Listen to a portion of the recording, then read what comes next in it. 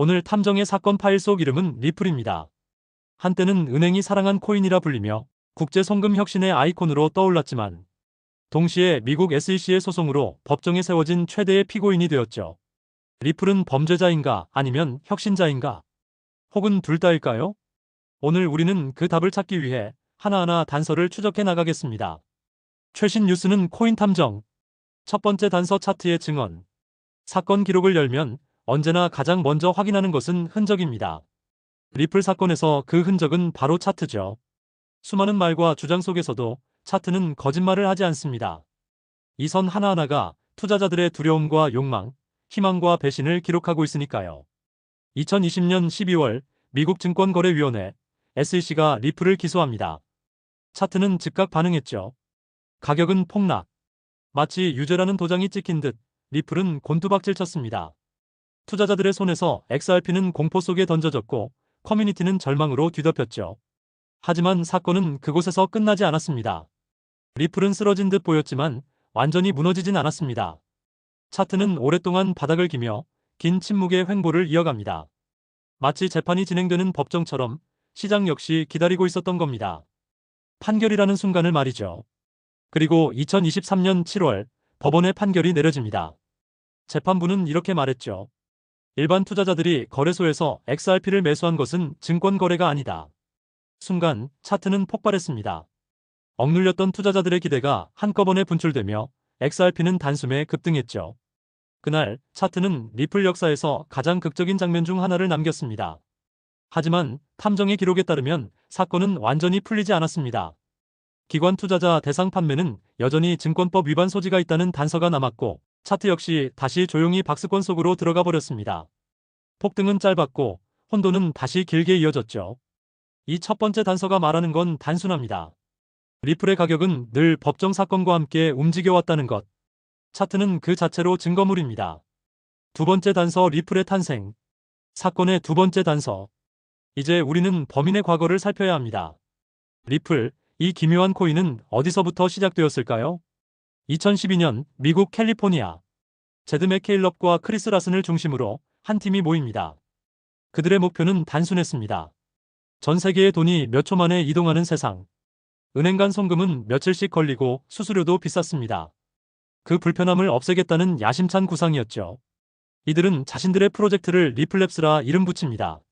리플이 내세운 해답은 바로 XRP라는 토큰이었습니다.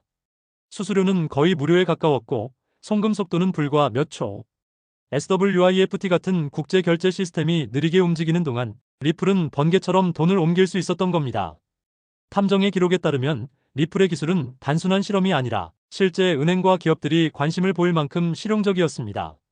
그러나 여기서 흥미로운 점이 하나 있습니다. 리플은 비트코인과 달랐습니다. 비트코인은 탈중앙화라는 깃발을 들고 은행과 싸우려 했습니다. 반면 리플은 은행과 협력하려 했죠. 적을 무너뜨리는 대신 적과 손을 잡은 겁니다. 실제로 리플랩스는 초창기부터 여러 은행, 결제 네트워크와 파일럿 프로젝트를 진행했습니다. 그들의 전략은 명확했습니다. 대중에게 인기 있는 투기용 코인이 아니라 기관들이 사용할 수 있는 글로벌 금융 인프라가 되겠다는 것. 이 선택은 훗날 리플을 다른 길로 이끌게 됩니다. 찬사와 비판, 그리고 법정 공방의 시발점이 된 것이죠. 정리해보면 두 번째 단서가 가리키는 사실은 명확합니다. 리플은 태생부터 특이한 코인이었습니다. 투자자의 열광을 먹고 자란 다른 알트코인들과 달리 리플은 은행과 손잡은 협력자였습니다. 하지만 바로 그 선택이 훗날 이 코인을 법정의 피고석에 앉히는 씨앗이 되고 말았습니다. 세 번째 단서 SEC의 기소. 사건 파일의 세 번째 단서. 이제 우리는 리플을 법정으로 끌어낸 결정적 순간 SEC의 기소를 살펴봐야 합니다. 2020년 12월 22일 미국 증권거래위원회 SEC는 중대한 발표를 합니다. 리플랩스와 경영진이 미등록 증권인 XRP를 판매해 13억 달러를 조달했다. 이 한 문장은 암호화폐 시장 전체를 뒤흔들었습니다. 차트는 곤두박질 쳤고 투자자들은 충격에 휩싸였죠. 암호화폐 역사상 최대 규모의 증권법 재판이 시작된 겁니다. 쟁점은 명확했습니다. XRP는 증권인가 아니면 화폐인가? SEC의 주장은 이랬습니다. 리플은 XRP를 마치 회사 주식처럼 판매했고 투자자들은 리플의 노력에 따라 수익을 기대했다. 이는 곧 증권 판매이며 등록되지 않았으니 불법이다. 즉, SEC는 XRP를 비트코인, 이더리움 같은 화폐가 아닌 일종의 미등록 주식으로 규정한 겁니다. 반면 리플의 반박은 단호했습니다. XRP는 화폐이자 유틸리티 토큰이다. 은행 간 송금과 결제에 사용되는 기술이지 주식이 아니다. 그들은 또 이렇게 주장했습니다. SEC는 명확한 가이드라인조차 제시하지 않고 뒤늦게 우리를 표적으로 삼았다. 이 소송은 투자자 심리에도 큰 균열을 만들었습니다. 한쪽에서는 리플은 끝났다는 절망이, 다른 쪽에서는 이건 정치적 탄압이라는 분노가 터져나왔습니다. XRP 암이라 불리던 강성 지지자들은 이 사건을 오히려 리플이 제도권을 바꾸는 싸움이라며 결집했죠. SEC의 기소는 리플만의 문제가 아니었습니다. 만약 법원이 XRP를 증권으로 본다면 이더리움, 솔라나, 카르다노 같은 수많은 알트코인들도 같은 잣대에 걸릴 수 있었죠. 즉, 이 소송은 리플 개인의 재판이 아니라 암호화폐 산업 전체를 법정에 세운 재판이었습니다. 세 번째 단서가 말하는 건 분명합니다. SEC의 기소는 단순한 사건이 아니라 암호화폐 역사를 갈라놓은 분수령이었습니다. 그리고 이 분수령 앞에서 리플은 한동안 깊은 어둠 속에 서 있어야 했습니다. 네 번째 단서, 법정 공방의 기록. 사건 파일의 네 번째 단서. 이제 우리는 법정 공방의 기록을 살펴야 합니다. 이곳은 더 이상 추측의 무대가 아니라 증거와 논리가 충돌하는 진실의 현장이죠. 법정에서 SEC는 이렇게 주장했습니다. 리플은 XRP 판매를 통해 막대한 자금을 조달했고, 이는 미등록 증권 판매 행위다. 그들은 수십만 쪽에 달하는 이메일, 내부 문건, 투자자 증언을 근거로 들이밀었습니다. 리플의 반격도 만만치 않았습니다. XRP는 화폐이며 실제 결제 네트워크에서 사용되는 도구다.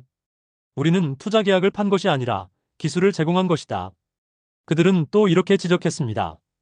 SEC는 수년간 가이드라인을 제시하지 않다가 뒤늦게 우리를 희생양으로 삼았다. 법정에서는 흥미로운 증언들이 쏟아졌습니다. 일부 전문가들은 XRP는 결제 토큰으로 증권이 아니다라 증언했고, SEC 내부 관계자마저 가이드라인의 불명확성을 인정했습니다. 사건은 점점 더 복잡해졌죠. 2023년 7월, 드디어 법원의 판결이 내려집니다. 판사는 이렇게 선언했습니다. 일반 투자자들이 거래소에서 XRP를 매수한 행위는 증권이 아니다. 그러나 기관 투자자에게 직접 판매한 일부 행위는 증권법 위반 소지가 있다. 순간 시장은 폭발했습니다. XRP는 단숨에 급등했고 투자자들은 환호했죠. 마치 오랜 억압에서 벗어난 듯한 해방의 순간이었습니다. 그러나 진실은 언제나 양날의 검입니다. 승리 같았지만 완전한 무죄는 아니었습니다. 리플은 절반의 자유를 얻었지만 절반은 여전히 족쇄에 묶여 있었습니다. 탐정의 결론은 이렇습니다. 법정은 리플을 무죄로 풀어준 것도 완전히 유죄로 묶은 것도 아니었다. 사건은 반만 해결됐을 뿐 나머지는 여전히 안개 속에 있다. 다섯 번째 단서, 세계의 시선. 사건 파일의 다섯 번째 단서. 리플을 바라보는 세계의 시선입니다. 같은 피고를 두고도 국경을 넘으면 평결은 전혀 달라집니다. 먼저 일본. 일본 금융청은 일찍부터 XRP를 합법적인 암호자산으로 인정했습니다. 미즈호, SBI 홀딩스 같은 금융 대기업은 리플 네트워크와 협력하며 실제 송금 서비스에 리플을 접목했죠. 일본에서 리플은 피고인이 아니라 오히려 혁신 파트너였습니다. 중동의 두바이 역시 마찬가지입니다. 두바이는 암호화폐 허브를 자처하며 리플을 글로벌 결제 솔루션으로 받아들였습니다. 이곳에서 XRP는 불법이 아니라 오히려 금융 인프라의 한 축이 된 겁니다. 싱가포르 역시 XRP를 합법적으로 인정했습니다. 규제기관은 명확한 기준을 마련했고 리플은 이곳에서 자유롭게 서비스를 전개할 수 있었습니다. SEC의 그림자가 드리워진 미국과는 극명한 대조를 이뤘죠. 반면 사건의 본고장 미국은 달랐습니다. SEC의 기소 이후 거래소들은 XRP 상장을 중단했고 투자자들은 거래할 수조차 없었습니다. 같은 코인인데 일본에서는 합법 결제 수단, 미국에서는 증권법 위반의 피고인. 아이러니하지 않습니까? 탐정의 메모는 이렇게 적고 있습니다. 리플은 국경을 넘을 때마다 얼굴이 달라진다. 한쪽에선 혁신가, 다른 쪽에선 범죄자. 다섯 번째 단서는 우리에게 묻습니다. 리플은 범죄자인가 아니면 혁신자인가? 답은 나라마다, 법마다, 이해관계마다 달라집니다. 그리고 그 혼돈의 한가운데서 리플은 여전히 세계 무대를 떠돌고 있습니다. 여섯 번째 단서, 대중의 심리. 사건 파일의 여섯 번째 단서. 이번엔 법정도 차트도 아닙니다. 우리가 추적해야 할 건 바로 대중의 심리입니다. 리플 사건의 진짜 피해자이자 동시에 증인. 그들은 바로 수많은 투자자들이었습니다. 리플 투자자들 중에는 XRP 암이라 불리는 강성 지지자들이 존재합니다. 이들은 단순한 투자자가 아니라 마치 신념을 가진 신도들처럼 보입니다. XRP는 언젠가 글로벌 송금의 표준이 될 것이다. 은행 시스템이 결국 리플을 받아들일 것이다. 그들의 말은 예언처럼 혹은 신앙처럼 울려 퍼졌습니다. 하지만 다른 한쪽에서는 조롱과 비판이 쏟아졌습니다. 리플은 은행 코인이다. 탈중앙화 정신을 배신했다. SEC 소송만 봐도 위험한 도박일 뿐이다. 커뮤니티는 극단적으로 양분되었습니다. 리플은 단순한 자산이 아니라 논쟁의 아이콘이 되어버린 겁니다. 그리고 그 모든 심리의 핵심에는 존버가 있었습니다. 몇 년간 이어진 법정 공방과 긴 침묵 속에서도 많은 투자자들은 코인을 팔지 않았습니다. 그들은 이렇게 말합니다. 이건 단순한 투자가 아니다. 혁신의 마지막 배팅이다. 대중의 목소리는 언제나 양면적입니다.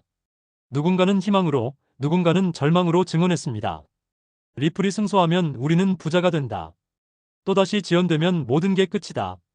그 증언들은 곧 차트의 등락으로 기록되었고, 리플 사건의 모든 페이지마다 투자자들의 심장이 박혀 있었습니다. 여섯 번째 단서가 보여주는 건 분명합니다. 리플은 기술이자 사건이지만 동시에 수많은 개인의 꿈과 두려움이었습니다. 이 사건에서 가장 치열한 전장은 법정이 아니라 바로 사람들의 마음속이었습니다. 이제 모든 증거와 증언을 종합해 탐정의 판단을 내려야 할 시간입니다.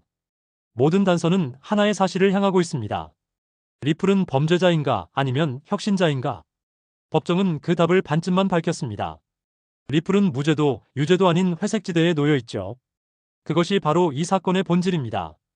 리플은 결코 악당만도 성자만도 아닙니다. 그저 자본주의 법정에 서 있는 거대한 실험일 뿐이죠. 최종 판결은 판사가 아니라 시장이 내릴 겁니다. 그리고 그 시장의 배심원은 바로 여러분입니다.